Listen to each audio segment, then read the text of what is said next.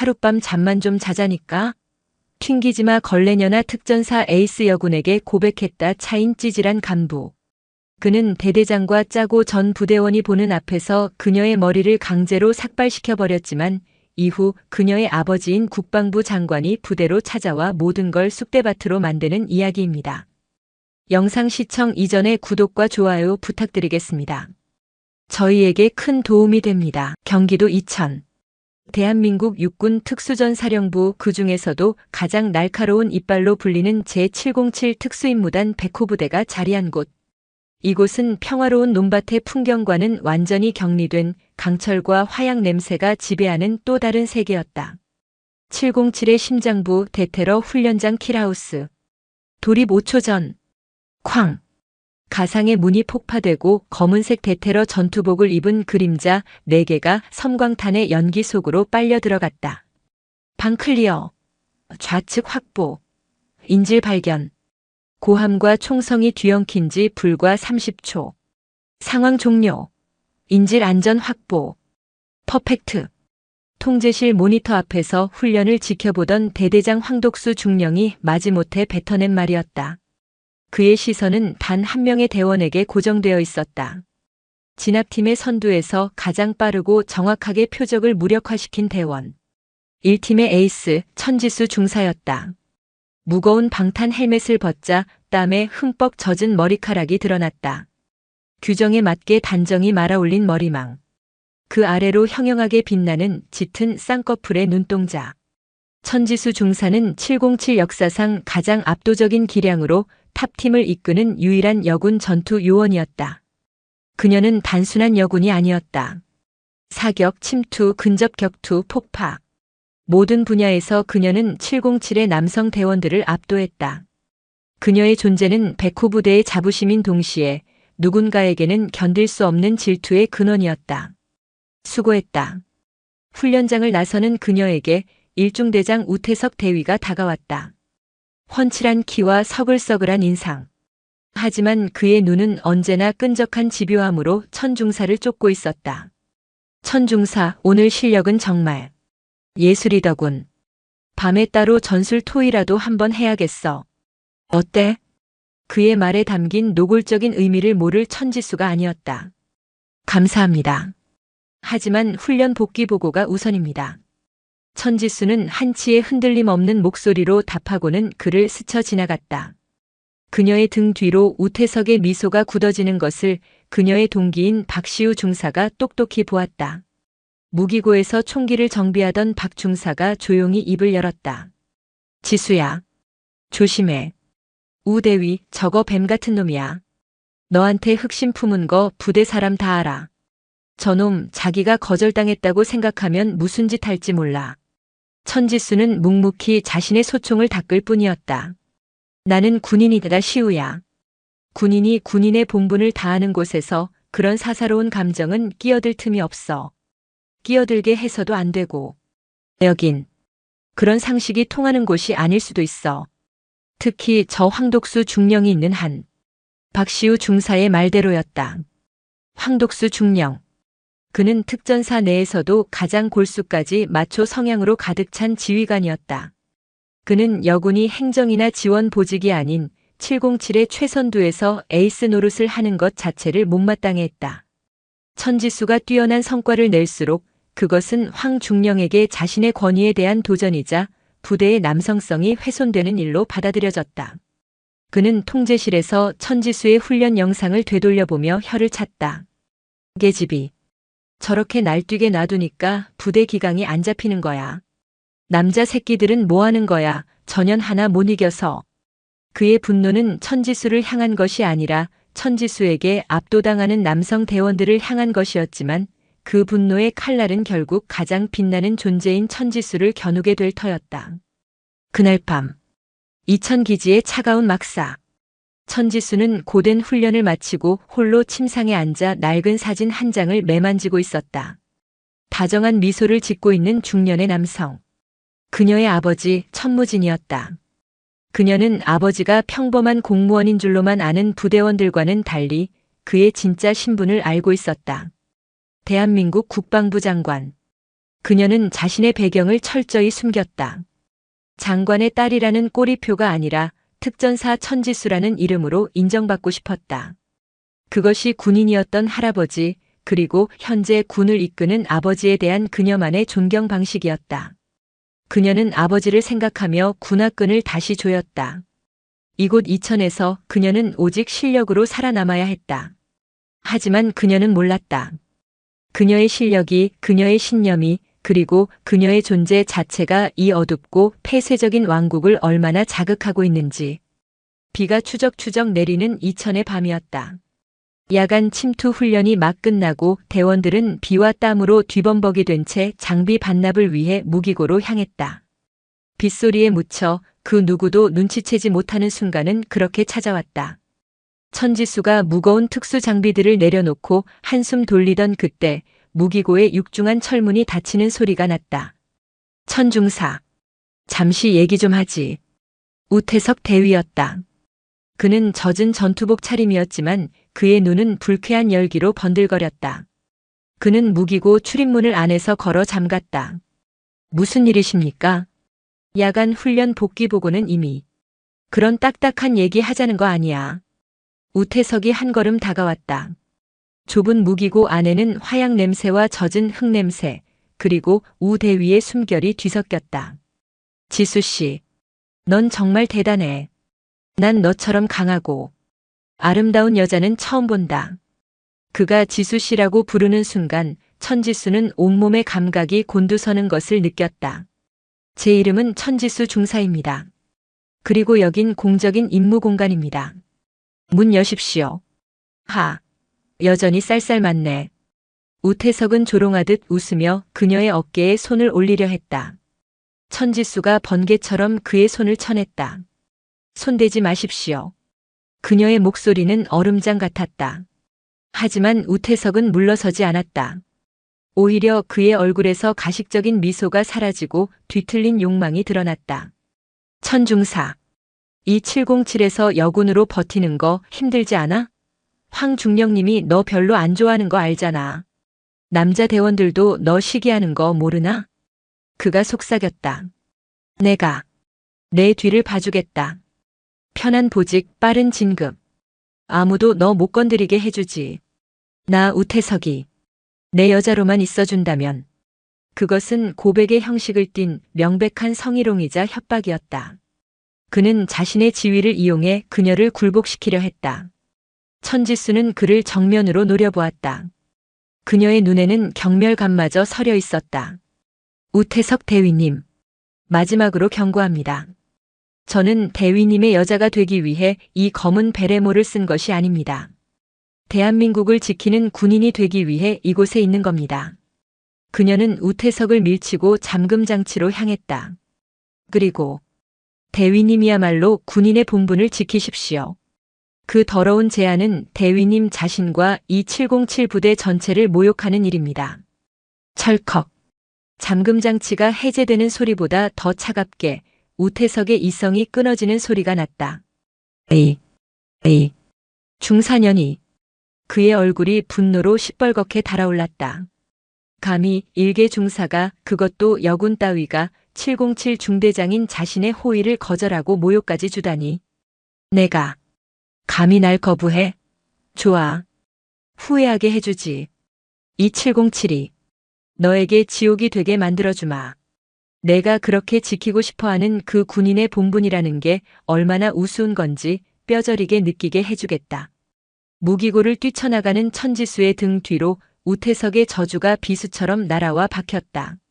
그리고 다음 날부터 지옥이 시작되었다. 천지수는 즉시 탑팀에서 제외되었다. 그녀의 임무는 대테러 훈련이 아닌 부대 외곽의 탄약고 경계 근무로 변경되었다. 그것도 하루 12시간 가장 덥고 가장 추운 시간대에 홀로 배치되었다. 그뿐만이 아니었다. 식사 시간마다 간부들은 공개적으로 그녀를 조롱했다. 아이고 우리 에이스 천중사님. 오늘은 탄약고의 총알 개수 다 세셨나? 훈련 안 나가니까 몸이 근질근질하시겠어? 이유 없는 얼차려가 가해졌다.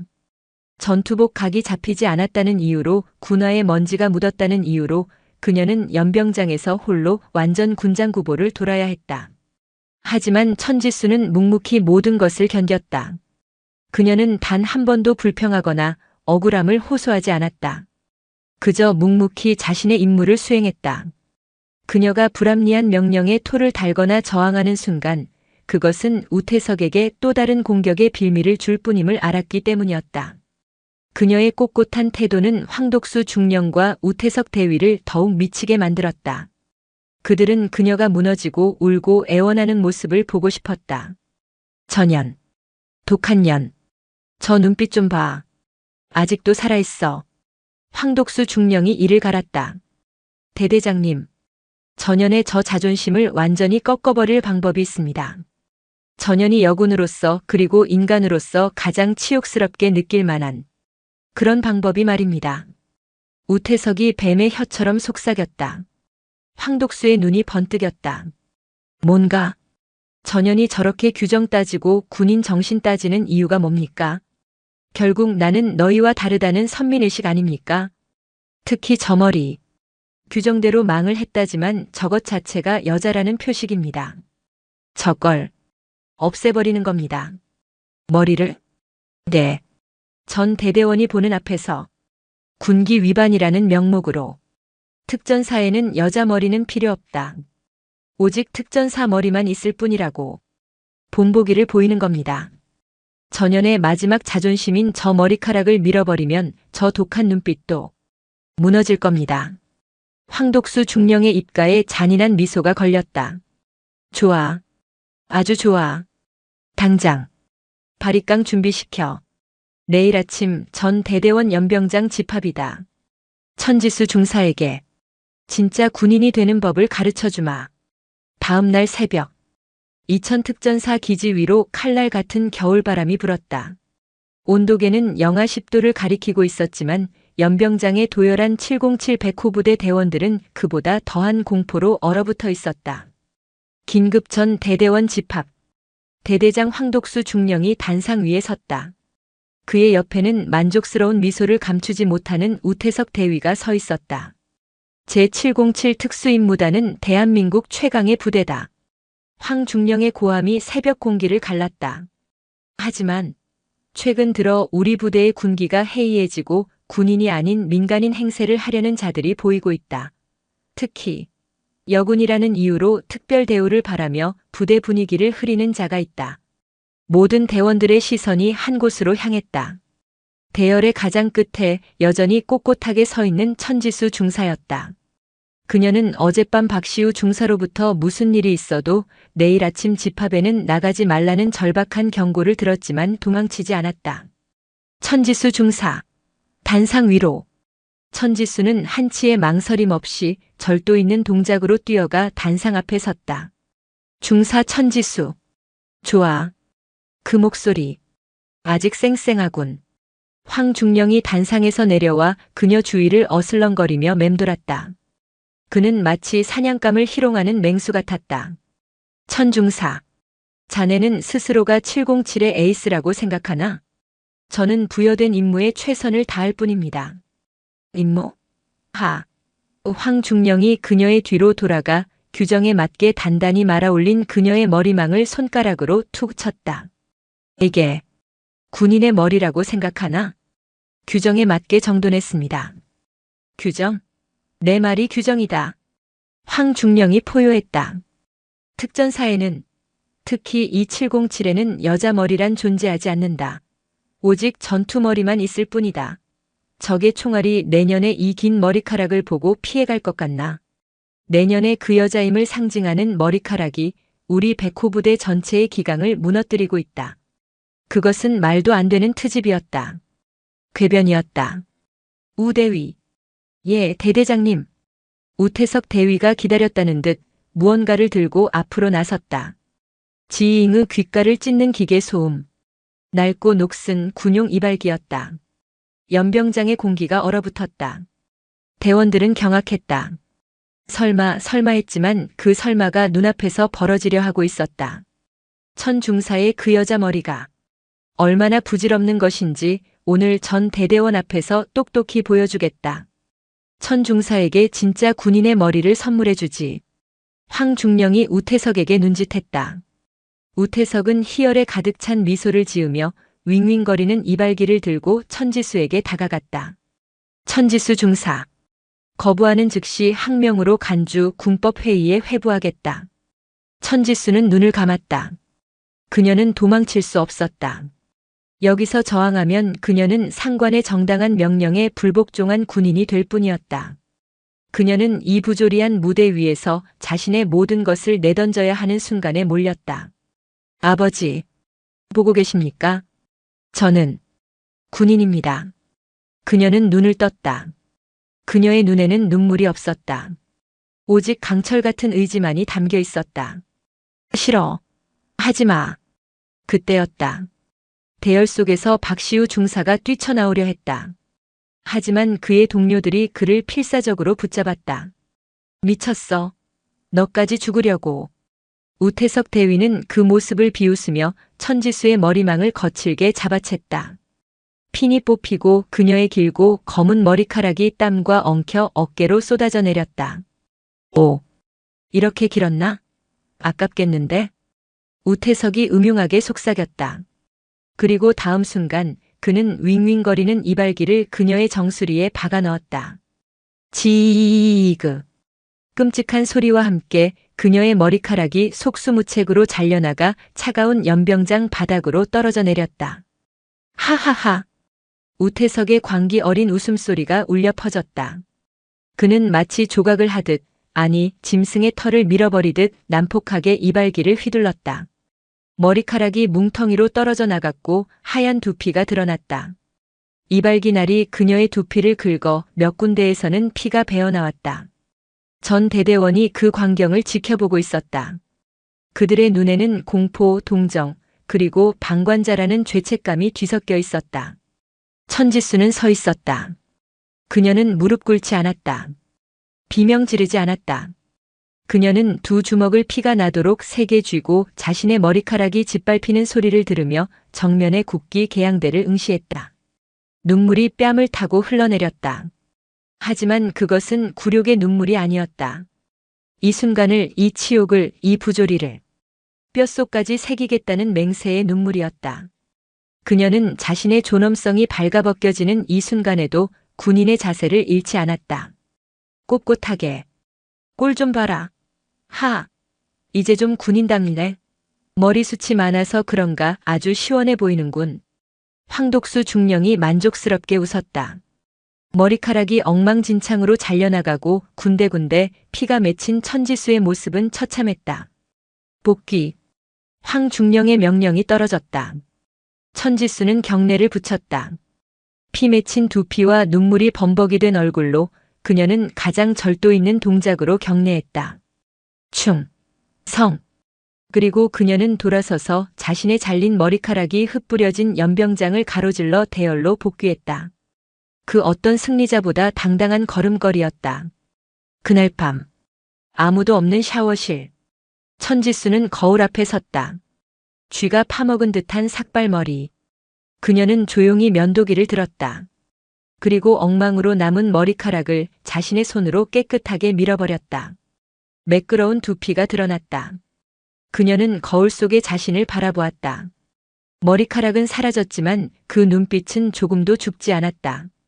오히려 더 날카롭고 더 깊어졌다. 한편 이 모든 광경을 숨죽여 지켜보며 피눈물을 삼켰던 박시우 중사는 야간 근무를 핑계로 부대 밖 공중전화로 향했다. 그는 수첩에 적힌 비상 연락망 번호를 떨리는 손으로 눌렀다. 이 번호는 천지수가 정말 내가 죽을 것 같은 위기에 처하면 이곳으로 연락해줘. 내 소식만 전해주면 되라며 건네준 번호였다. 박시우는 그것이 그녀의 가족 번호라고만 생각했다. 신호음이 몇 번 가고 중후한 목소리가 전화를 받았다. 네, 천무진입니다. 천지수 중사. 동기.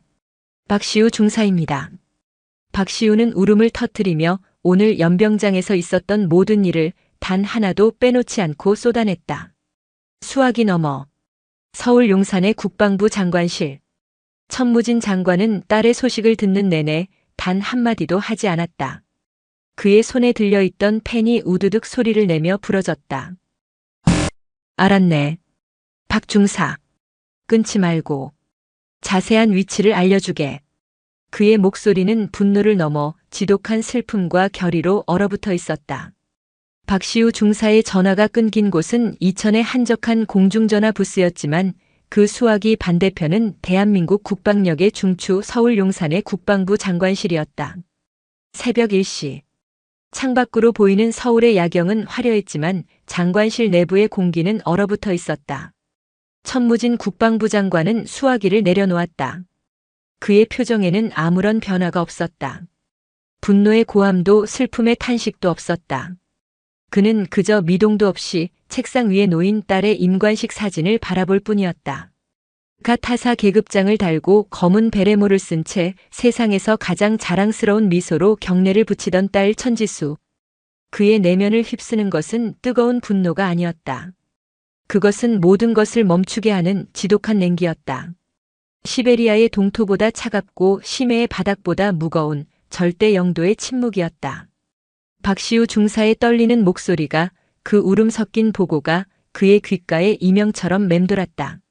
전 대대원이 보는 앞에서 머리를 우태석 대위가 이발기로 황독수 중령이 군기 위반이라며. 지수는 울지 않았습니다. 그냥 꼿꼿이 서 있었습니다. 울지 않았다. 천무진은 눈을 감았다. 그는 자신의 딸을 알았다. 독종. 아비인 자신을 닮아, 아니 자신보다 더 강인한 군인이었다. 그 강인한 아이가 수백 명의 조롱과 폭력 앞에서 무너지지 않기 위해 얼마나 처절하게 버텨냈을지. 그 생각을 하자 그의 심장이 얼음 송곳으로 찔리는 듯한 고통을 느꼈다. 그는 부러진 펜을 조용히 내려놓았다. 잉크가 그의 손가락을 검게 물들였지만 그는 닦아낼 생각조차 하지 못했다. 감히 내 딸의 머리에, 아니, 대한민국의 군인의 명예에 짐승의 낙인을 찍어? 그는 비서실을 통하지 않았다. 그는 책상 위에 붉은색 직통 전화를 들었다. 군의 모든 통신을 감찰하고 장관의 직속 지휘를 받는 국방부 조사본부장에게 연결되는 선이었다. 나다. 장관이다. 수화기 넘어 한밤중에 걸려온 장관의 목소리에 조사본부장인 육군 중장이 잠이 깬 목소리로 경악했다. 장관님, 이 시간에 무슨 잠은 잤나, 김장군? 나는 오늘 한숨도 잘 수 없을 것 같다. 천무진의 목소리는 너무도 차분해서 오히려 소름이 끼칠 정도였다. 지금 즉시 조사본부 직할대와 헌병특임대 최정예 요원 20명을 소집한다. 전원 실탄과 진압 장비를 갖추고 30분 내로 헬기장에 대기시킨다. 보안 유지는 최우선. 자네 입에서 나가는 순간 자네도 옷 벗을 줄 알아라. 예? 장관님. 어느 부대를? 혹시 북측에? 더 심각하다. 천무진이 말했다. 내부의 적이다. 이천으로 간다. 제707 특수임무단. 707. 말씀이십니까? 백호 부대를 말입니까? 김 중장은 자신의 귀를 의심했다. 707은 최정예 부대였다. 그래. 그 백호 부대에 호랑이가 아니라 승냥이 새끼들이 살고 있었다. 가서 모조리 사냥할 것이다. 그리고 김 장군. 예, 장관님. 자네도 전투복 챙겨 입고 직접 헬기에 타라. 오늘 우리는 대청소를 시작한다. 전화를 끄는 그는 다음 전화를 걸었다. 자택의 번호였다. 여보, 나야. 몇 번의 신호음 끝에 아내의 잠긴 목소리가 들렸다. 이 시간에 무슨 일이에요? 지수한테 무슨 일 있어요? 엄마의 직감은 무서웠다. 천무진은 잠시 말을 고르다 무거운 입을 뗐다. 지수가 조금 다쳤어. 다쳐요? 훈련하다가? 어디가? 얼마나? 아내의 목소리가 날카로워졌다. 몸이 아니라 마음이. 그리고 그는 차마 머리카락이라는 말을 꺼낼 수 없었다. 부대에서 아주 몹쓸 일을 당했소. 내가 지금 그곳으로 가는 길이요. 수화기 너머로 아내의 숨죽인 흐느낌이 들려왔다. 여보, 당신 잘못 아니에요. 아내가 울음을 삼키며 말했다. 그 아이가 당신처럼 군인이 되겠다고, 그 험한 길을 가겠다고 했을 때부터 언젠가 이런 일이, 아니, 내 잘못이요. 천무진이 단호하게 말했다. 내가 이끄는 군대에서 내 딸 하나 지키지 못했소. 장관 이전에 애비로서 실격이야. 그러니 이번엔 장관이 아니라 애비로서 가야겠소. 가서 우리 딸 데리고 오겠소. 그는 아내를 안심시키고 전화를 끊었다. 그리고는 옷장으로 걸어가 늘 입던 장관의 양복이 아닌 가장 어둡고 두꺼운 민간인용 외투를 걸쳤다. 그것은 장관의 시찰이 아니었다. 그것은 아버지의 응징이었다. 같은 시각 이천의 707 부대. 황독수 중령과 우태석 대위는 대대장실에서 축배를 들고 있었다. 싸구려 양주가 독한 냄새를 풍겼다. 하하, 봤습니까, 우 대위. 그 꼴 좀, 쥐가 파먹은 것 같더군. 황 중령이 기분 좋게 웃었다. 이제 좀 속이 시원합니다, 대대장님. 감히 저를 거부하고. 그 뻣뻣하던 목이 드디어 부러진 것 같습니다. 그 눈물 흘리는 거 보셨습니까? 우태석이 음흉하게 웃으며 잔을 부딪혔다. 그래. 진작에 저렇게 밟아놨어야 했어. 계집이 어디 감히 707 에이스 노릇을 해? 이제부터 시작이야. 전현 스스로 이 부대를 나가게 만들 거다. 아니, 아예 군복을 벗게 만들어야지. 그들은 천지수가 고작 중사이며 기댈 곳 없는 외로운 여군일 뿐이라고 확신했다. 그들은 자신들이 건드린 것이 대한민국에서 가장 강력한 힘을 가진 한 아버지의 영린이라는 것을 꿈에도 상상하지 못했다. 그리고 그 시각, 천지수는 텅 빈 막사 차가운 침상에 앉아 있었다. 그녀는 자신의 손으로 민 매끄러운 두피를 만져보았다. 차가웠다. 그녀의 동기 박시우 중사가 야간 근무를 교대하고 돌아와 조용히 그녀의 침상에 다가왔다. 그는 아무 말 없이 뜨거운 물을 담은 보온병과 붕대 그리고 소독약을 건넸다. 우태석이 이발기로 핥힌 두피의 상처를 본 것이었다. 지수야, 괜찮아? 천지수는 그를 바라보며 아주 희미하게 미소 지었다. 삭발한 머리, 피 맺힌 상처, 퉁퉁 부은 눈. 그 모습은 처참했지만 그녀의 눈빛만은 조금도 죽지 않았다. 시우야, 고마워. 그런데 나 머리 미니까 더 잘생겨 보이지 않냐? 박시우는 그 농담에 차마 웃지 못하고 고개를 돌려 눈물을 훔쳤다. 천지수는 소독약을 솜에 묻혀 스스로 상처를 치료하기 시작했다. 따가웠지만 그녀는 신음 한 번 내지 않았다. 시우야. 오늘 연병장에서 내가 소리 질러준 거 들었어. 그거면 됐어. 고맙다. 내 동기가 되어줘서. 그녀는 군화끈을 다시 조였다. 머리카락은 잃었지만 그녀는 군인의 명예를 잃지 않았다. 그리고 그녀는 혼자가 아니었다. 용산의 헬기장이 거대한 굉음으로 울리기 시작했다. 국방부 장관 천무진이 얼음 폭풍과도 같은 분노를 안고 어둠을 뚫고 헬기에 올랐다. 그의 목적지는 단 하나, 이천이었다. 이천의 하늘이 막 어둠을 벗고 희뿌연 회색빛으로 물들기 시작하던 새벽 5시. 707 백호 부대의 아침은 기상나팔 소리가 아니라 하늘의 살점을 찢는 듯한 굉음으로 시작되었다. 두두두두두두두. 그것은 훈련용 시누크의 둔탁한 소리가 아니었다. 더 날카롭고 더 위압적이며 더 분노한 듯한 기계음. 대한민국 육군이 보유한 가장 빠른 기동 헬기 블랙호크 세대가 마치 먹이를 덮치는 검은 매처럼 안개를 뚫고 급강하하고 있었다. 뭐야? 적기 출현인가? 야간 경계 근무를 서던 초병이 혼비백산하여 비상벨을 눌렀다. 부대 전체의 실제 상황 경보가 울렸다. 전 대원 비상. 적기 출현. 간밤의 숙취로 머리가 깨질 듯 아팠던 황독수 중령과 우태석 대위가 팬티 바람으로 뛰쳐나왔다. 무슨 일이야? 이 새벽에. 황 중령이 고함을 지르며 창밖을 보았을 때 그는 자신의 눈을 의심했다. 검은색 헬기 3대가 마치 약속이나 한 듯 한치의 오차도 없이 연병장 중앙에 착륙했다. 그리고 그 헬기에서 쏟아져 나온 것은 707 대원들이 아니었다. 국방부 조사본부라고 쓰인 검은색 방탄복, 헌병 특임대 완장을 찬 복면을 쓴 최정예 요원들이었다. 그들은 내리자마에 쓰자 한치의 망설임도 없이 대대 본청과 무기고 통신실을 향해 질주했다. 모든 것이 불과 1분 만에 일어났다. 뭐야? 너희들 뭐야? 여긴 707이야. 누가 감히. 황독수 중령이 허둥지둥 전투복 상의를 걸치며 뛰쳐나왔다. 우태석 대위도 뒤따랐다. 그때 중앙 헬기에서 한 사내가 천천히 내렸다. 전투복도 장관을 상징하는 점퍼도 아니었다. 그저 검은색 외투 하나만을 걸친 중년의 사내였다. 하지만 그가 헬기 트랩을 밟고 땅에 내려서는 순간 그에게서 뿜어져 나오는 위압감은 연병장 전체의 공기를 얼려버렸다. 그와 함께 내린 국방부 조사본부장 김중장이 그의 곁에 섰다.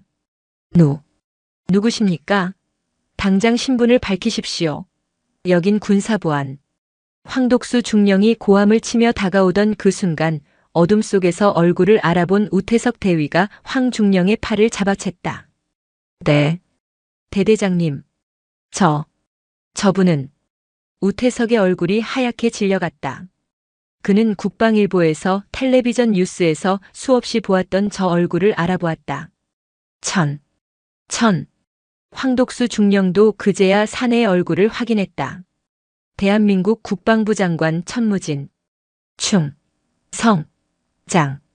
장관님, 이 새벽에 어쩐 일로? 황 중령과 우태석의 경례는 공포로 뒤틀려 있었다. 그들은 이 상황을 이해할 수 없었다. 왜 국방부 장관이 그것도 헌병 특임대를 이끌고 새벽에 707대대 연병장에 강림했는가? 천무진 장관은 그들의 경례를 받지 않았다. 그는 그들을 마치 길가의 돌멩이를 보듯 스쳐 지나갔다. 그의 시선은 오직 한 곳, 비상경보를 듣고 뛰쳐나온 대원들이 도열한 막스 앞을 향해 있었다. 장관님, 저희에게 무슨... 황 중령이 변명을 하려던 순간 천무진이 입을 열었다. 그의 목소리는 헬기 소음보다 더 차갑게 연병장을 갈랐다. 천지수 중사. 예. 707 백호 부대 소속. 천지수 중사. 어디 있나? 그 이름이 나오는 순간 황독수와 우태석의 심장이 바닥으로 떨어졌다. 그들은 단 한 번도 그 천시성을 이천씨와 연관지어 생각해 본 적이 없었다. 저기 있습니다. 한 병사가 공포에 질려 손가락으로 가리켰다. 대열의 가장 끝. 비상경보에 전투복만 걸치고 뛰어나온 삭발한 머리의 여군. 천지수였다. 그녀는 헬기에서 내린 사람이 자신의 아버지임을 확인하는 순간 온몸이 굳어버렸다. 아버지? 천무진 장관은 딸을 향해 천천히 걸어갔다. 수백 명의 707 대원들, 황독수와 우태석, 그리고 헌병 특임대원들 모두가 숨을 죽이고 그 광경을 지켜보았다. 장관은 딸의 앞에 섰다. 그는 쥐가 파먹은 듯 엉망이었던 그리고 딸 스스로가 깨끗하게 밀어버린 그 매끄러운 두피를 보았다. 두피 곳곳에 아물지 않은 붉은색 상처 자국들을 보았다. 그는 아무 말도 하지 않았다. 그는 그저 두껍고 거친 자신의 손을 들어 딸의 차가운 머리를 천천히 감싸주었다. 지수야. 그의 목소리가 격하게 떨려 나왔다. 추웠겠구나. 그 한마디에 천지수가 그토록 참아왔던 눈물을 터뜨렸다. 그녀는 군인이 아니라 아버지를 만난 딸로서 아버지의 외투 자락을 붙잡고 어깨를 들썩이며 울기 시작했다. 아버지, 괜찮습니다. 군인입니다. 아니다. 아빠 왔다. 이제 괜찮다. 아빠가 너무 늦게 왔다. 미안하다. 내 딸. 천무진은 딸을 품에 안았다. 그리고 그는 고개를 돌렸다. 그의 눈은 더 이상 딸을 보던 아버지의 눈이 아니었다. 그것은 지옥의 염라대왕보다 더 무서운 분노로 불타는 심판자의 눈이었다. 그는 딸을 아는 채 사색이 되어 굳어버린 황독수와 우태석을 노려보았다. 김 중장. 예, 장관님. 저기 서 있는 저 두 놈. 황독수 중령, 우태석 대위. 그가 선언했다. 지금 이 시각부로 직위해제한다.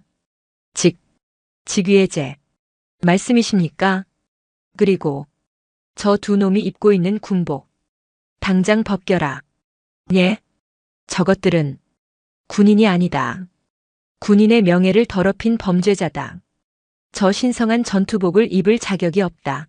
저것들을 당장 체포해 육군 교도소로 직행시킨다. 혐의는 직권 남용, 가혹행위, 성희롱, 그리고 군 형법이 허용하는 모든 죄목을 다 적용해. 안 됩니다. 장관님, 이건 오해입니다. 황중령이 무릎을 꿇고 빌기 시작했다. 우태석은 이미 다리가 풀려 주저앉아 있었다. 헌병 특임대원들이 달려들어 그들의 어깨에 달린 계급장을 뜯어내고 팔을 꺾어 수갑을 채웠다. 이거나 억울합니다. 장관님 딸인 줄 알았으면. 황중령의 비명은 천무진의 다음 한마디에 묻혀버렸다. 내 딸이 아니었어도 너희는 이러지 말았어야 했다. 내 놈들은 오늘부로 군인으로서 끝이다. 그는 딸을 부축해 자신의 헬기로 향했다. 그때 박시우 중사가 용기를 내어 달려왔다. 장관님, 저 천지수 중사 동기 박시우 중사입니다. 제가 전화. 천무진은 헬기에 오르다 말고 멈춰섰다. 그는 박 중사의 어깨를 강하게 쥐었다. 박 중사, 자네가 진정한 군인이다. 자네가 내 딸을 살렸고 707의 명예를 지켰네. 고맙네.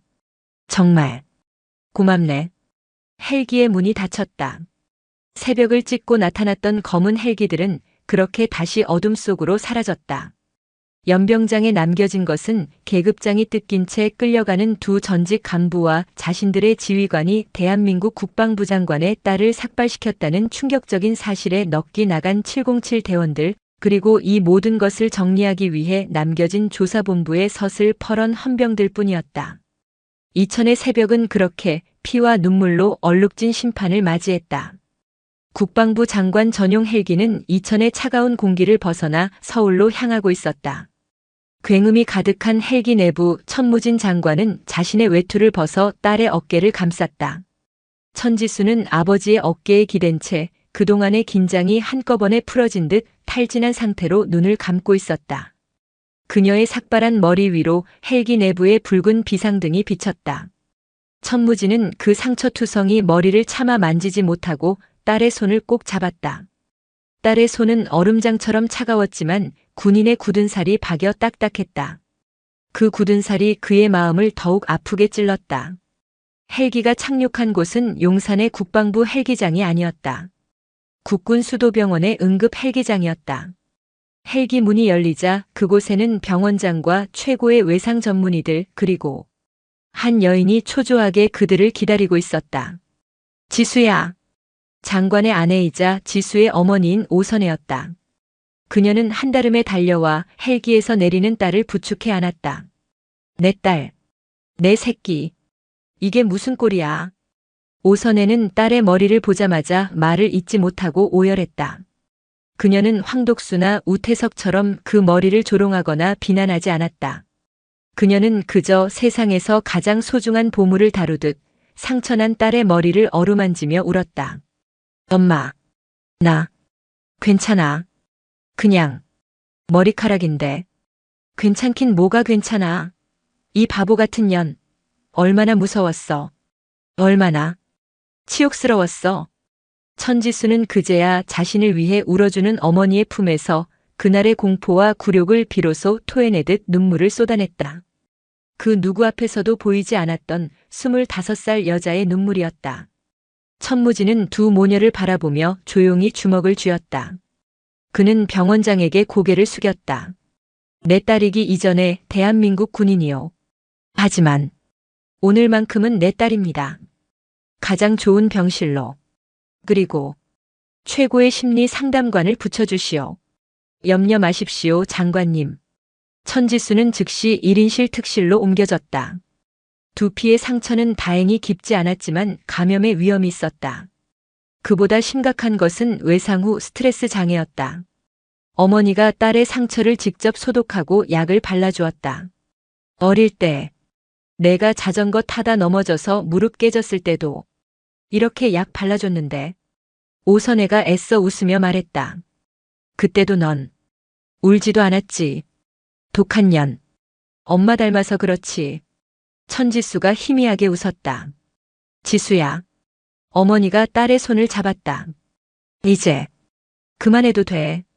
너 군인 안 해도 돼. 아빠도 이제 아무 말 못 하실 거야. 이렇게까지 됐는데. 천지수는 고개를 저었다. 그녀의 눈빛이 다시 또렷해졌다. 아니야, 엄마. 나는 도망치지 않아. 지수야. 내가 여기서 도망치면 나는 평생 오늘을 악몽으로 기억하며 살게 될 거야. 황독수, 우태석. 그 인간들이 이긴 게 되는 거야. 나는 그럴 수 없어. 그때 병실 문이 열리고 천무진 장관이 들어왔다. 그의 손에는 따뜻한 죽이 담긴 보온병이 들려 있었다. 여보, 당신도 좀 쉬지. 지수 말 들었소. 천무진은 침대맡에 앉아 스스로 죽그릇을 열었다. 그 말이 맞다. 군인은 도망치지 않아. 그는 딸에게 죽을 한 숟갈 떠서 건넸다. 천지수는 묵묵히 그것을 받아먹었다. 하지만 지수야. 아버지가 말했다.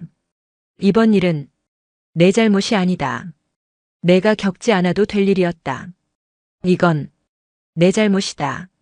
아버지, 나는 내 딸이 군인이 되겠다고 했을 때 자랑스럽기만 했다. 하지만 군대라는 곳이 아직도 이렇게 썩은 부분이 남아있는 줄은 애써 외면하고 있었다. 내 딸이 그 썩은 환부의 희생양이 된 거야. 이 아비가 장관이라는 놈이 그걸 몰랐다. 그는 숟가락을 내려놓고 딸의 눈을 정면으로 바라보았다. 그러니 지수야. 이건 너의 싸움이 아니라 나의 싸움이다. 내가 오늘 겪은 그 치욕. 대한민국 군대에서 다시는 그 어떤 아들의 딸도 딸의 아들도 겪지 않도록 내가 모든 것을 걸고 바꿀 것이다.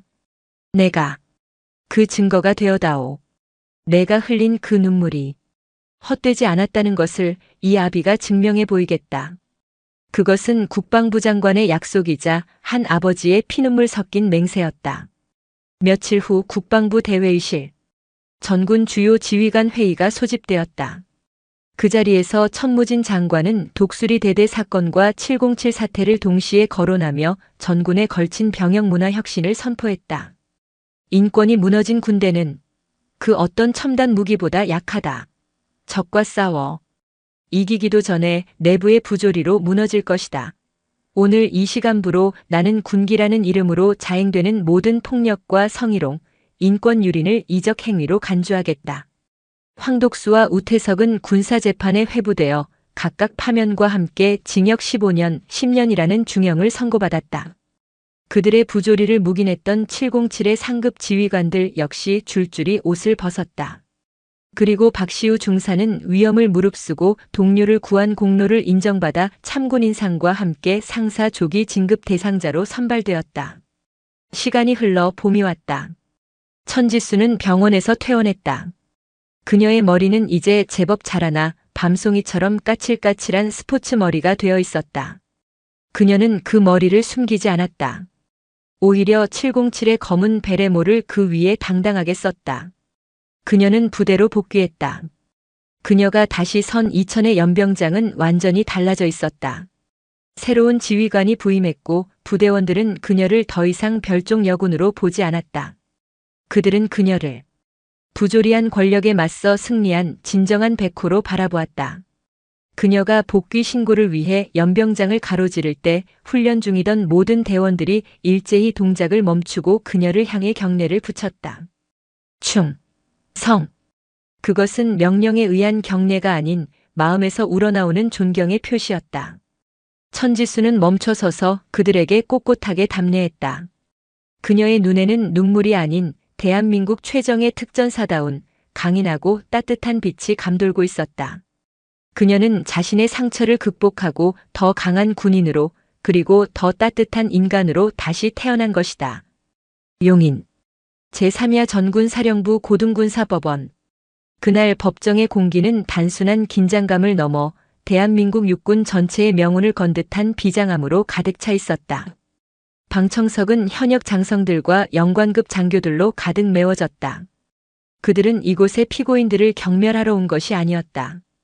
그들은 자신들의 세계가 국방부 장관이라는 외부의 거대한 힘에 의해 어떻게 재단되는지를 목격하기 위해 불안과 호기심이 뒤섞인 눈으로 이 자리를 지키고 있었다. 언론의 출입은 철저히 통제되었지만 법정 문 밖에서 타오르는 세간의 관심은 그 어떤 조명보다 뜨거웠다. 피고인석에 앉은 황독수 전 중령과 우태석 전 대위는 그날 새벽의 공포에서 벗어나 다시금 오만한 군인의 자세를 취하려 애쓰고 있었다. 그들은 군복 대신 수의를 입고 있었지만 짧게 깎은 머리와 다부진 체격은 여전히 그들이 특전사였음을 보여주었다. 그들의 변호를 맡은 군법무관들은 이것이 장관의 딸에 대한 보복 재판이라는 프레임을 씌워 정상 참작이 아닌 지휘권의 정당성을 주장할 준비를 마친 상태였다. 피고인 황독수 707 부대원 전체가 보는 앞에서 천지수 중사의 머리를 강제로 깎도록 지시한 사실을 인정하는가? 국방부 조사본부에서 파견된 얼음처럼 차가운 인상의 군검찰중령이 신문을 시작했다. 인정한다. 황독수의 목소리는 당당했다. 하지만 그것은 폭력이나 가혹행위가 아니었다. 그것은 해이해진 군기를 바로잡기 위한 지휘관의 결단이었다. 결단? 군검찰의 미간이 좁혀졌다. 그렇다. 천지수 중사는 지나치게 자신의 능력을 과신했고 여군임을 내세워 부대 내 위계 질서를 어지럽혔다. 특히 우태석 대위의 정당한 지적에도 불구하고 사사건건 반항적인 태도를 보였다. 특전사는 특히 707은 생사를 넘나드는 곳이다. 머리카락 하나보다 중요한 것은 절대 복종이다. 나는 그 본보기를 보인 것뿐이다. 방청석 일부에서 나지막한 동조의 속삭임이 흘러나왔다. 군대. 그럴 수 있지. 여군이. 오죽했으면. 다음은 우태석이었다. 그는 교활하게 자신을 피해자처럼 포장했다. 저는 천중사를 아꼈습니다. 후배로서 그리고 부대의 유일한 여군 전투원으로서 특별히 챙겨주려 했습니다. 하지만 천중사는 저의 그런 선의를 성희롱으로 매도했습니다. 무기고에서 잠시 면담을 요청한 것은 그녀의 훈련 성과를 칭찬하고 격려하기 위함이었습니다. 하지만 그녀는 저를 잠재적 범죄자 취급하며 모욕했습니다. 그는 황독수에게 책임을 떠넘기는 것도 잊지 않았다. 삭발. 그것은 전적으로 대대장님의 지시였습니다. 저는 명령에 따랐을 뿐입니다. 그들의 논리는 견고해 보였다. 군기와 명령. 군대라는 특수 조직에서 가장 강력한 두 개의 방패였다. 그들은 천지수가 감정적인 여군에 불과하며 법정에서 울며불며 억울함을 호소할 것이라 예상했다. 그것이 그들의 전략이었다. 그녀를 군인이 아닌 피해자 여성으로 만들어 그녀의 증언 신빙성을 떨어뜨리는 것. 다음 증인. 천지수 중사. 증인석으로 나오시오. 법정의 모든 시선이 출입문으로 향했다. 문이 열리고 또각, 또각. 일정한 구두 소리와 함께 한 사람이 걸어 나왔다. 방청석은 순간 숨을 삼켰다. 그곳에는 울먹이는 피해자도 공포에 떠는 여군도 없었다. 그곳에는 갓 자라난 까칠한 스포츠 머리 흠잡을 데 없이 완벽하게 다려진 전투복, 그리고 그 어떤 현역 장성보다 꼿꼿한 자세를 한 군인이 서 있었다. 그녀는 피고인석을 거들떠보지도 않았다. 그녀는 오직 재판장을 향해 걸어갔고 그 어떤 군인보다 절도 있는 동작으로 경례를 붙였다. 증인. 중사 천지수. 신문에 응하겠습니다. 충성.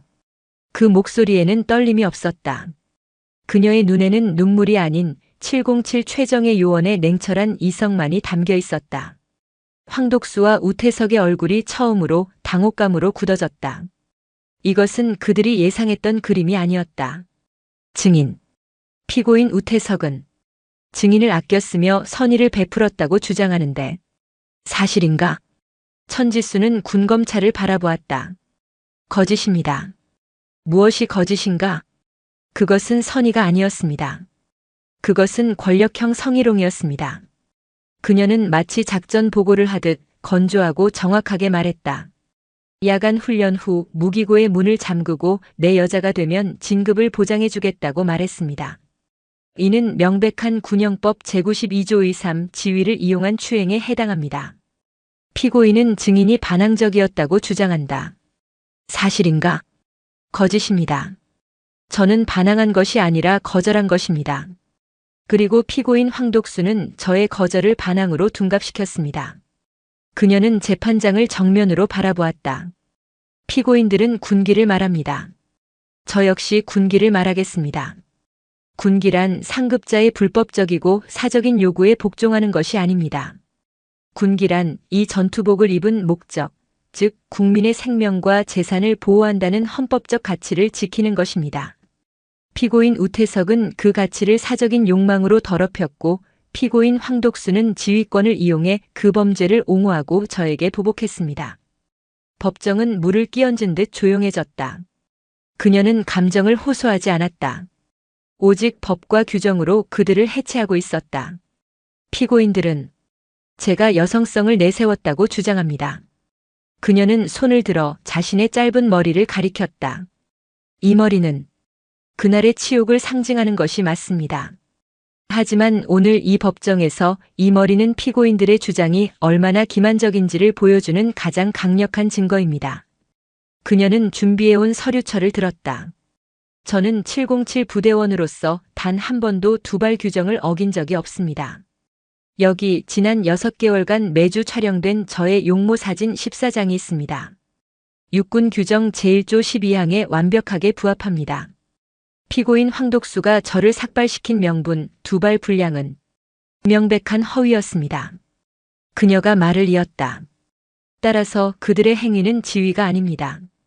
그것은 명령 불복종이라는 허위의 죄명을 만들어 무고한 부하에게 가해진 명백한 특수폭행이자 직권남용 가혹행위입니다. 그녀는 그들이 씌운 군기라는 방패를 더 강한 규정이라는 창으로 완벽하게 꿰뚫어버렸다. 다음 증인은 박시우 중사였다. 그는 그날의 모든 것을 무기고 밖에서 들었던 우태석의 협박, 그리고 연병장에서의 참상을 떨리는 목소리로 그러나 단 하나도 빼놓지 않고 증언했다.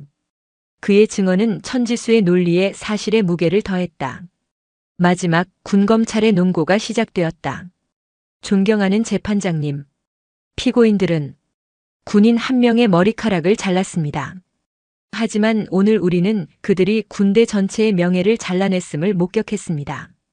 군검찰은 준비한 또 다른 증거 자료를 제출했다. 이것은 장관님의 지시로 조사본부가 황독수, 우태석 피고인의 비위 사실을 조사한 결과물입니다. 스크린에 새로운 내용이 떠올랐다. 그것은 단순한 가혹행위가 아니었다. 훈련 예산 횡령, 유류 불법 반출, 심지어 특전사 부사관 선발 과정에서의 청탁비리.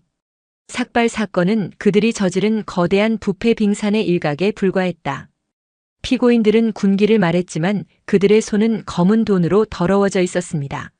천지수 중사는 그들의 부패를 눈치챈 너무나 깨끗하고 유능한 군인이었습니다. 그들은 천 중사의 머리가 거슬렸던 것이 아닙니다. 그들의 비리를 꿰뚫어보는 천 중사의 눈빛이 두려웠던 것입니다. 이 삭발은 군기가 아니라 내부 고발자에 대한 가장 잔인하고 야만적인 린치였습니다. 쾅! 재판장이 의사봉을 내리쳤다. 선고한다. 법정의 모든 이가 일어섰다. 피고인 황독수. 피고인은 부대의 지휘관으로서 부하를 보호해야 할 임무를 망각하고 사적인 감정으로 부하의 인권을 유린하였으며 나아가 각종 비리를 저질러 군의 명예를 땅에 떨어뜨렸다. 그 죄가 실로 참담하다. 피고인에게 파면 및 징역 15년을 선고한다. 피고인 우태석. 피고인은 장교로서의 본분을 잊고 우월적 지위를 이용해 부하를 추행하려 했으며 이에 불응하자 지휘관을 기망하여 보복 범죄에 적극 가담했다.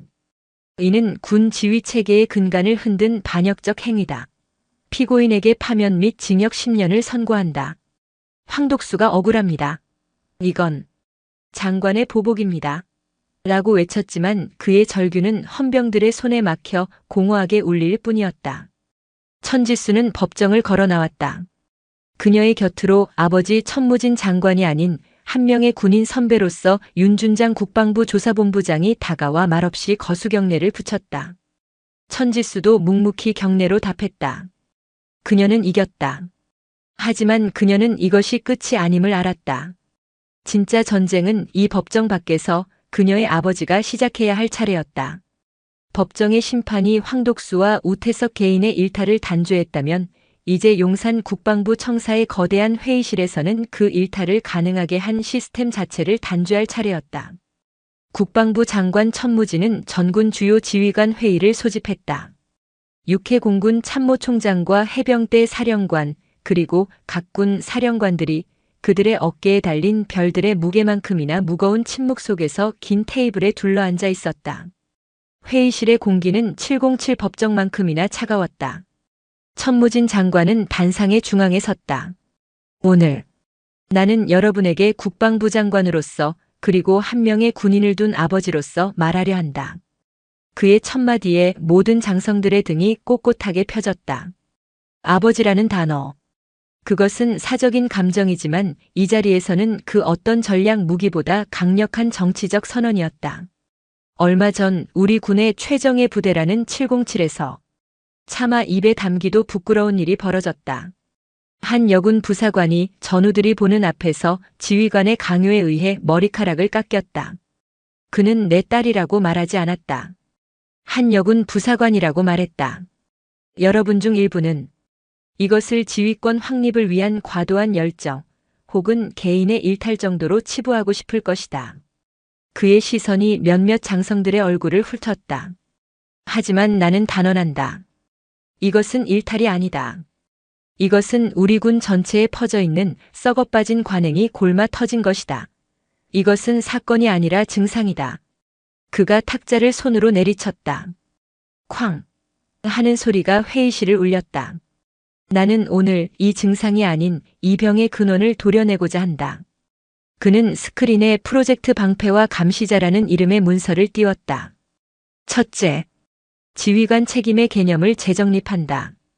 지금 이 순간부터 부대 내 성폭력 가혹행위, 인권 유린 사건이 발생하고 그것이 은폐되거나 2차 가해로 이어진 사실이 밝혀질 경우 해당 지휘관은 그 즉시 원 스트라이크 아웃, 보직 해임 및 진급에서 영구 배제한다.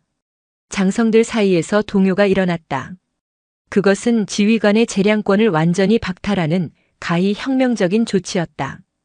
둘째, 신고 시스템을 전면 개편한다. 기존의 부대 내 신고 체계는 오늘부로 사실상 폐기한다. 나는 국방부 장관 직속의 인권 보호 및 감찰 한라인을 개설한다. 피해자는 자신의 지휘관을 거치지 않고 그 어떤 불이익의 두려움 없이 장관인 나에게 혹은 조사본부에 직접 보고할 수 있다. 장관님, 육군 참모총장이 자리에서 벌떡 일어났다. 그는 군 내에서 가장 강력한 올드가드구 세대의 수장이었다. 장관님, 그 조치는 군의 근간인 지휘체계를 무너뜨리는 일입니다.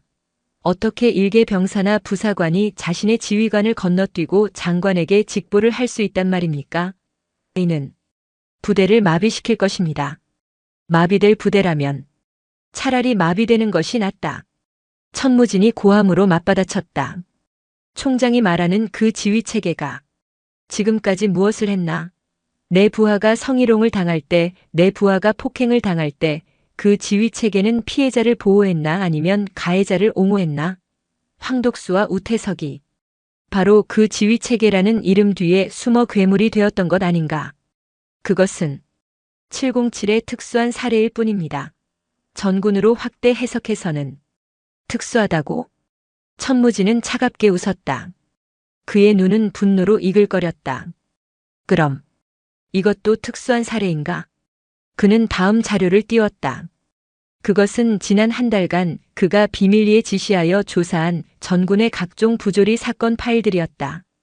해병대의 신병 구타 은폐 사건, 공군의 비품 횡령 사건, 그리고 육군 참모총장 직속 부대에서 벌어진 여군 하사 성추행 미수 사건까지 육군 참모총장의 얼굴이 하얗게 질렸다. 총장. 천무진의 목소리가 얼음처럼 낮아졌다. 자네 직속 부대에서 벌어진 일은 보고받았나? 아니면 보고받고도 묵인했나? 그것은 황독수는 썩은 사과 하나가 아니었어. 상자 자체가 썩어가고 있었던 거야. 그런데 여러분은 그 상자를 닦을 생각은 안 하고 뚜껑만 닫아 냄새를 막으려 하고 있어. 천무진은 회의실을 천천히 둘러보았다. 나는 내 딸이 군대에 간다고 했을 때 아버지로서 걱정했지만 장관으로서 믿었다. 우리의 군대가 적어도 내 자식을 지켜줄 것이라 믿었다. 하지만 그 믿음은 산산조각 났다. 그의 목소리가 잠시 떨렸다. 그것은 계산된 연기가 아닌 아버지로서의 진심 어린 고통이었다. 나는 내 딸에게 씻을 수 없는 상처를 입힌 이 군대를 용서할 수 없다. 하지만 나는 이 군대를 버릴 수도 없다. 그래서 고칠 것이다. 그는 결연하게 선언했다. 오늘부로 이 프로젝트 방패와 감시자는 내 직권으로 시행한다. 이 개혁에 저항하는 자, 이 변화를 폄훼하는 자는 그 누구든 그가 별을 몇 개를 달았던 상관없이 황독수와 우태석의 뒤를 따르게 될 것임을 이 자리에서 분명히 경고한다. 그것은 피해 숙청을 예고하는 선전포고였다. 회의가 끝나고 그의 집무실. 천무진은 넥타이를 풀며 깊은 한숨을 내쉬었다. 수많은 적을 만들었다. 하지만 그는 후회하지 않았다. 그때 전화가 울렸다. 수도병원에서 퇴원하여 복귀를 준비 중인 딸 지수였다. 아버지, 회의. 힘드셨어요? 내가 어떻게 알았나? 목소리에 힘이 하나도 없으세요. 꼭 707에서 야간 복귀 행군 마치신 목소리 같아요. 천무진은 쓴웃음을 지었다. 그것보다 더 힘든 행군이었던 것 같다. 그는 잠시 망설이다 물었다. 지수야, 정말 복귀할 건가? 내가 다른 보직을 육군본부나 국방부로. 아버지. 지수가 그의 말을 잘랐다. 제가 이천에서 그 치욕을 당했을 때 절 버티게 한 게 뭔지 아세요? 제가 입은 검은 베레모였어요. 그놈들은 제 머리카락을 밀었지만 제 베레모는 벗기지 못했어요. 제 군인 정신은 꺾지 못했어요. 그녀의 목소리에 힘이 실렸다. 아버지가 용산에서 시스템과 싸우신다면 저는 이천에서 편견과 싸울 거예요. 제가 다시 그 연병장에 서서 그 누구보다 완벽한 군인으로 존재하는 것. 그것이 황독수 같은 놈들에게 날리는 가장 통쾌한 복수예요. 그리고 아버지가 지금 하시는 일이 틀리지 않았다는 증거가 될 거예요. 천무진은 눈을 감았다. 코끝이 찡해졌다. 그래. 내 딸 다 컸구나. 그러니까 아버지도 기운 내세요. 우린 둘 다 군인이니까. 전화가 끊겼다. 천무진은 다시 넥타이를 조염했다. 그는 창밖의 용산 기지를 바라보았다. 그의 싸움은 이제 시작이었다. 하지만 그는 더 이상 외롭지 않았다. 이천에 그와 같은 곳을 바라보는 세상에서 가장 강인한 전우가 함께하고 있었다. 주 흑백리는 707 특임단이 위치한 이천 지역의 실제 지명 중 하나입니다. 이천 특수전사령부 제707 특임단 100호 부대 연병장. 가을 햇살이 따갑게 내리쬐는 그곳에 천지수 중사가 다시 섰다.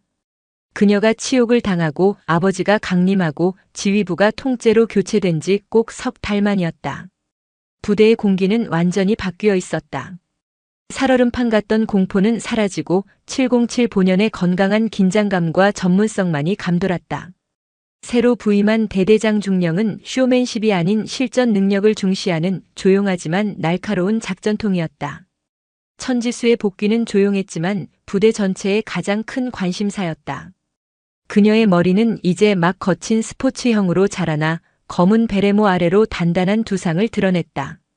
그녀는 더 이상 피해자나 장관의 딸이 아니었다. 그녀는 그 모든 폭풍을 견뎌내고 돌아온 부대의 상징이었다. 하지만 그녀에게는 증명해야 할 것이 남아 있었다.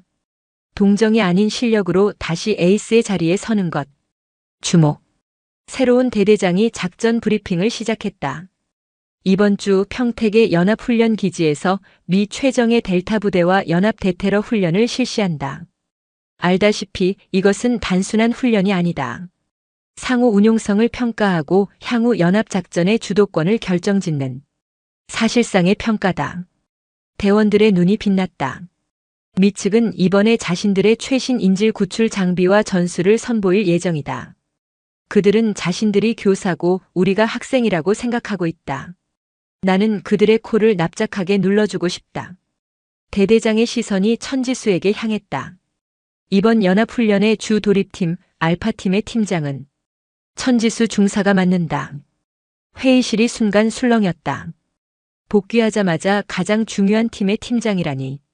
그것은 엄청난 신뢰이자 동시에 엄청난 시험대였다.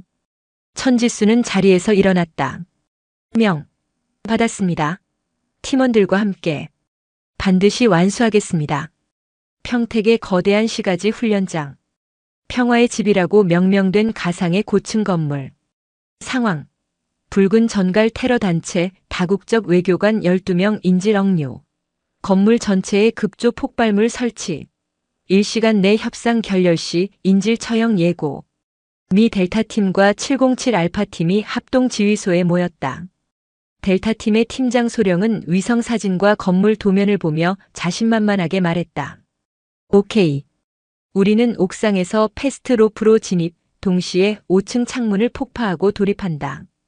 충격과 공포작전이다. 한국팀은 1층 로비를 확보하고 우리가 구출한 인질들을 받아주면 된다. 그것은 명백히 707을 보조 역할로 격화시키는 발언이었다. 그때 천지수가 나섰다. 이에 있습니다. 모두의 시선이 그녀에게 쏠렸다. 미군 소령이 짜증난다는 듯 그녀를 바라보았다. 뭔가 서전트 중사? 소령님의 작전은 실패할 겁니다. 뭐라고? 테러리스트들은 충격과 공포를 예상하고 있습니다. 옥상과 5층 창문은 그들의 킬존입니다. 저곳으로 진입하는 순간 인질과 아군 모두 막대한 피해를 입을 겁니다. 그럼 대안은 있나? 미군 소령이 비웃었다. 있습니다. 천지수는 도면의 가장 아랫부분 지하 주차장 옆의 기계식 환기구를 가리켰다. 테러리스트들은 위와 정면을 경계하지만 아래는 경계하지 않습니다. 이 환기구는 건물의 메인 수직 통로와 연결되어 있습니다. 폭이 좁아 진입이 어렵지만 불가능하지는 않습니다. 저희 알파팀이 이곳으로 고요하게 침투, 인질이 억류된 7층 연회장 바로 아래층인 6층에서 대기하겠습니다. 그리고 미측 팀이 예정대로 옥상과 5층의 양동을 개시하면 적들의 시선이 그곳으로 쏠릴 겁니다. 그 3초의 순간 저희는 6층 바닥을 수직 폭파하고 연회장으로 치고 올라가 인질을 구출하겠습니다. 이것이 유일한 생존 루트입니다. 미군 소령은 그녀의 당돌함에 어이가 없었지만 그녀의 계획은 너무나 치밀하고 대담했다. 707 대대장이 조용히 거들었다. 천 중사의 판단을 신뢰합니다. 좋아. 해봐. 대신 실패하면 책임은 당신들 몫이야. 작전이 시작되었다. 천지수와 박시우 중사를 포함한 4명의 알파팀이 칠흑 같은 지하 환기구로 스며들었다. 그곳은 성인 남성이 겨우 몸을 비틀어야 통과할 수 있는 폐소공포증을 유발하는 지옥이었다. 먼지와 기름 냄새 속에서 그들은 오직 수신호와 서로의 숨소리에 의지해 한층 한층 수직 통로를 기어올랐다. 천지수는 그 좁고 어두운 통로 속에서 그날의 치욕을 떠올렸다. 그들은 나를 가장 낮은 곳으로 밀어넣으려 했지. 하지만 가장 낮은 곳이 때로는 가장 높은 곳으로 향하는 유일한 길이다. 마침내 6층에 도달. 그녀는 특수 내시경 카메라로 7층 연회장의 상황을 확인했다. 인질 12명, 테러범 5명. 인질들 머리 위에는 폭발물이 설치되어 있었다. 미측. 양동 준비. 준비 완료. 10초 후 개시. 쾅. 콰과광. 옥상과 5층에서 요란한 폭음과 섬광이 터져나왔다. 예상대로 연회장의 테러범 5명 전원이 창가를 향해 총구를 돌렸다. 지금. 쿠웅. 천지수가 설치한 소형 수직 절개 폭약이 6층의 천장이자 7층의 바닥을 정확하게 뚫어버렸다. 먼지와 연기 속에서 검은 그림자 넷이 솟구쳐 올라왔다. 천지수가 선두였다. 그것은 학살이나 전투가 아니었다. 그것은 수술이었다. 탕, 탕, 탕, 탕. 천지수의 소총이 불을 뿜고 그녀가 움직이는 동선마다 테러범들이 쓰러졌다. 시뮬레이션 판정. 박시우가 인질들을 보호했다. 7층을 정리하는 데 걸린 시간 단 12초. 알파팀. 인질 확보. 상황 종료. 훈련이 끝난 후 합동지휘소는 침묵에 빠졌다. 미군 소령은 모니터에 녹화된 12초간의 영상을 멍하니 바라보고 있었다. 그는 천지수에게 다가와 헬멧을 벗었다. 서전트 천. 당신은 내가 본 최고의 전술가다. 그 좁은 통로를 어떻게 올라갈 생각을 했지? 천지수는 베레모를 고쳤으며 땀을 닦았다. 가장 어두운 곳이 때로는 가장 안전한 법이니까. 그녀의 복귀는 완벽했다. 그녀는 동정이 아닌 실력으로 장관의 딸이 아닌 707의 에이스로 자신의 자리를 되찾았다. 그날 밤 이천의 막사. 천지수는 자신의 짧은 머리를 매만지며 가족에게 영상 통화를 걸었다. 화면에 아버지와 어머니의 얼굴이 나타났다. 내 새끼. 꼴이 왜 이래? 또 흑투성이야. 어머니가 걱정했다. 훈련이 좀 격렬했어, 엄마. 천무진 장관은 조용히 딸을 바라보았다. 딸의 얼굴은 흙먼지로 얼룩졌지만 그 눈빛은 그 어느 때보다 살아있었다. 잘 끝났나, 지수야. 천지수가 환하게 웃었다. 그날의 치욕 이후 처음으로 짓는 저런 밝은 미소였다. 응, 아빠. 일 잘 끝났어. 우리 집 아주 깨끗해졌어. 아버지는 딸의 말뜻을 알아들었다. 707이라는 집이 깨끗해졌고 지수 스스로의 마음의 집도 비로소 깨끗하게 정돈되었다는 의미였다. 불사조는 잿더미 속에서 다시 태어났다. 더 강하고 더 눈부시게. 평택의 연합훈련 기지. 평화의 집시가지 훈련장의 훈련 종료를 알리는 푸른색 연막탄이 피어올랐다. 칠흑 같은 대테러 전투복을 입은 천지수 중사와 알파팀 대원들이 확보한 인질 마네킹들을 데리고 가상의 안전구역으로 빠져나왔다. 합동지휘소의 모니터 앞은 경탄의 침묵으로 가득 차 있었다. 특히 707을 보조 역할로 폄하했던 미 델타팀의 소령은 지하 환기구 침투부터 12초간의 완벽한 인질 구출까지의 과정을 몇 번이고 되돌려 보고 있었다. 그가 헬멧을 벗고 천지수에게 다가왔다. 그의 눈에는 더 이상 오만함이 없었다. 오직 같은 길을 쉬는 최고의 전사를 만난 경외감만이 서려 있었다. 서전트 천. 그가 영어 억양이 섞인 한국어로 그러나 진심을 다해 말했다. 오늘 당신은 나에게 그리고 우리 델타에게 전술의 새로운 정의를 가르쳐 주었다. 그 어둡고 좁은 환기구로 침투할 결심은 우리가 가진 그 어떤 첨단 장비보다 강력했다. 그는 천지수에게 델타팀의 팀 패치를 떼어 건넸다. 이것은 707의 승리다. 그리고 당신의 승리다. 당신 같은 군인과 함께 작전할 수 있어 영광이었다. 천지수는 말없이 패치를 받아들고 707의 방식으로 짧고 강하게 고개를 숙여 답했다. 그녀의 뒤에 도열한 알파팀, 특히 박시우 중사의 어깨는 그 어느 때보다 자랑스러움으로 펴져 있었다. 그녀는 장관의 딸이 아닌 팀장 천지수로서 국제 무대에서 707의 명예를 완벽하게 회복시켰다. 그들이 이천 기지로 복귀했을 때 그들을 기다린 것은 요란한 환영 행사가 아니었다. 새로 부임한 대대장은 연병장 한가운데에 서서 흙먼지 투성이의 알파팀을 기다리고 있었다. 복귀를 신고합니다. 중사 천지수 외 3명, 연합 대테러 훈련 임무. 완벽히 완수하였습니다. 대대장은 그녀의 경례를 받고 말없이 그녀의 어깨에 묻은 먼지를 털어주었다. 고생했다, 천중사. 아니, 고맙다, 천팀장. 그 한마디면 충분했다. 특전사에게 수고했다는 말은 의례적인 인사지만 고맙다는 말은 최고의 찬사였다. 부대를 거닐 때 마주치는 모든 대원들이 그녀에게 먼저 경례를 붙였다.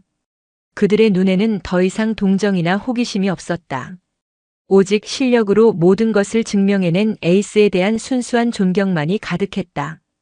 그날 밤 개인 정비 시간. 박시우 중사가 그녀를 찾아왔다. 지수야. 이거. 대원들이 십시일반 모아서 샀다. 그가 건넨 것은 검은색 가죽 칼집에 담긴 묵직한 군용 단검이었다. 손잡이에는 불사조 천지수, 백호의 심장이라는 문구가 작게 새겨져 있었다. 지난번에 내가 항명죄로 끌려갈 뻔했을 때 우리가 널 지켜주지 못해서 다들 미안해하고 있었어. 근데 이젠 내가 우릴 지켜줬네. 고맙다. 우리의 팀장으로 돌아와줘서. 천지수는 차가운 쇠의 감촉을 느끼며 뜨거워지는 눈시울을 애써 참았다. 그녀는 머리카락을 잃었지만 그보다 더 소중한 전우를 그리고 신뢰를 얻었다. 한편 서울 용산의 국방부 청사. 천무진 장관의 프로젝트 방패와 감시자는 대한민국군 전체를 뿌리부터 뒤흔들고 있었다. 그가 개설한 장관 직통 한 라인은 불이 나고 있었다. 보고드립니다. 강원도 화천 제7보병사단. 한 일병이 생활관 내 상습 구타 및 금품 갈취 사실을 제보했습니다. 즉시 헌병대 출동시켜 해당 부대 중대장 및 대대장, 전원 직위해제하고 감찰 착수해. 보고드립니다. 경남 진해 해군기지. 한 여군 중위가 함장의 지속적인 사적 지시 및 성적 발언을 신고했습니다. 해군 참모총장에게 직접 통보해. 당장 해당 함장 보직 해임하고 조사본부에서 직접 신문한다. 총장이 묵살할 시 총장도 책임질 준비하라고 전해. 천무진은 자비가 없었다. 그는 자신의 딸이 겪은 고통을 다른 어떤 병사도 겪게 할 수 없다는 일념으로 수십 년간 묵인되어 온 관행이라는 이름의 암세포들을 하나하나 도려내고 있었다. 육군 참모총장을 비롯한 9세대 장성들은 경악했다. 그들의 지휘권은 땅에 떨어졌고 부대는 마비 직전처럼 보였다. 장관님, 이런 식으로는 전쟁을 할 수 없습니다. 일개 병사의 투서 하나로 지휘관을 날려버리시니 어느 간부가 소신 있게 부하들을 이끌 수 있겠습니까? 육군 참모총장이 장관실로 뛰어들어와 항의했다. 천무진은 서류에서 눈을 떼지 않고 말했다. 전쟁? 그가 고개를 들었다. 그의 눈은 그날 새벽 이천에서 타오르던 분노 그 이상으로 차가웠다. 부하를 때리고 부하를 성희롱하고 부하의 인권을 짓밟는 지휘관이 과연 적의 총구 앞에서 부하들을 지켜낼 수 있다고 생각하나? 총장, 당신들이 말하는 그 소신이란 결국 내 마음대로 하겠다는 오만이었어. 당신들이 지켜온 것은 군기가 아니라 당신들의 안위와 기득권이었지. 그 결과가 바로 황독수였고 우태석이었어. 천무진은 창밖을 바라보았다. 나는 내 딸이 머리카락을 잘리던 그날 깨달았네. 부하의 눈에서 피눈물이 나게 하는 군대는 국민을 지킬 수 없다고. 나는 지휘체계를 무너뜨리는 게 아닐세. 무너진 신뢰를 다시 세우는 중일세. 내 딸이 겪은 그 고통으로 나는 이 군대 전체를 치유할 걸세. 그게 내가 이 자리에 앉아있는 이유고 내 딸에게 속죄하는 유일한 길이야. 육군 참모총장은 더 이상 아무 말도 하지 못하고 고개를 숙인 채 장관실을 물러났다. 장관의 칼날은 그 어떤 9세대 장성의 방패보다도 날카롭고 단단했다. 시간이 흘러 차가운 바람이 다시 불기 시작하는 늦가을. 주말을 맞아 천지수는 오랜만에 이천의 막사가 아닌 서울의 집으로 향했다. 휴가였다. 그녀의 머리는 이제 제법 자라나 단정하고 활동적인 픽시 컷 스타일이 되어 있었다. 두피의 상처는 옅은 흉터로 남았지만 그마저도 그녀의 강인함을 상징하는 듯 했다. 거실에서는 어머니 오선혜가 그녀를 기다리고 있었다. 내 새끼. 얼굴이 이게 뭐야, 또 반쪽이 됐네. 어머니는 딸을 끌어안고 그녀의 짧은 머리를 쓰다듬었다. 그 손길은 한없이 부드러웠다. 엄마. 나 이제 머리 짧아서 빗질 안 해도 돼. 편해. 그래도 흉터 아직 남았네. 어머니의 눈시울이 붉어졌다. 그날의 기억은 가족 모두에게 지울 수 없는 상처였다. 괜찮아, 엄마. 이젠 아무렇지도 않아. 오히려 고마워. 이 상처가 날 더 강하게 만들었으니까. 그때 현관문이 열리고 아버지 천무진이 들어왔다. 그는 장관의 무거운 양복이 아닌 편안한 스웨터 차림이었다. 그의 손에는 작은 쇼핑백이 들려 있었다. 왔나, 지수야. 아버지, 쉬는 날인데 또 일하고 오셨어요? 아니. 천무진은 웃으며 딸의 앞에 섰다. 오늘은 딸을 위한 선물을 사왔지. 그가 쇼핑백에서 꺼낸 것은 화려한 보석이나 옷이 아니었다. 그것은 윤기가 흐르는 고급스러운 나무로 만든 머리빗이었다. 천지수는 순간 숨이 멎었다. 삭발당했던 딸에게 아버지가 빗을 선물한 것이었다. 아버지, 저 머리 짧은데. 안다. 천무진은 딸을 소파에 앉혔다. 그리고 그는 딸의 뒤에 서서 그 빗으로 딸의 짧지만 건강하게 자라난 머리카락을 천천히 빗겨주기 시작했다. 그것은 그 어떤 위로의 말보다, 그 어떤 명의 훈장보다 더 깊은 치유의 행위였다. 지잉의 소리를 내며 자신의 존엄성을 깎아내렸던 그 끔찍한 이발기의 기억 위로 아버지가 빗겨주는 빗의 따뜻하고 다정한 감촉이 더 씌워지고 있었다. 지수야. 아버지가 나지막이 말했다. 그놈들이 내게서 빼앗으려 했던 것은 머리카락이 아니었어. 너의 자존감이었지. 그리고 내가 지켜낸 것도 머리카락이 아니었어. 너의 명예였지. 그는 딸의 어깨를 잡았다. 이 빗은 내가 여군이라서 혹은 내 딸이라서 주는 게 아니다. 그 모든 지옥을 견디고 다시 일어선 가장 용감한 군인 천지수에게 한 명의 인간으로서 주는 선물이다. 어머니 오선혜가 다가와 아버지와 딸을 함께 끌어안았다. 고생했어, 우리 딸. 그리고 고마워요, 여보. 우리 지수를 지켜줘서. 세 가족은 그렇게 서로의 상처를 보듬어 안았다. 부조리한 군대의 폭력으로 시작된 비극은 마침내 따뜻한 가족의 사랑 안에서 완벽하게 치유되고 있었다. 몇 주 후, 혹한기 훈련이 시작된 강원도 태백의 황병산. 전방, 적 특작군 출현.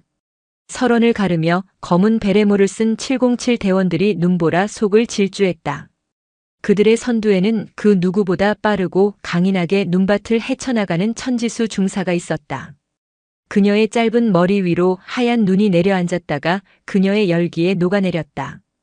팀장님, 3시 방향. 적 기관총 진지. 새로 전입 온 신임 하사가 숨을 헐떡이며 보고했다. 천지수는 눈밭에 몸을 던져 엎드리며 망원경으로 전방을 살폈다. 그녀의 눈빛은 그 어느 때보다 차갑고 날카롭게 빛나고 있었다. 박 중사 5시 방향으로 우회.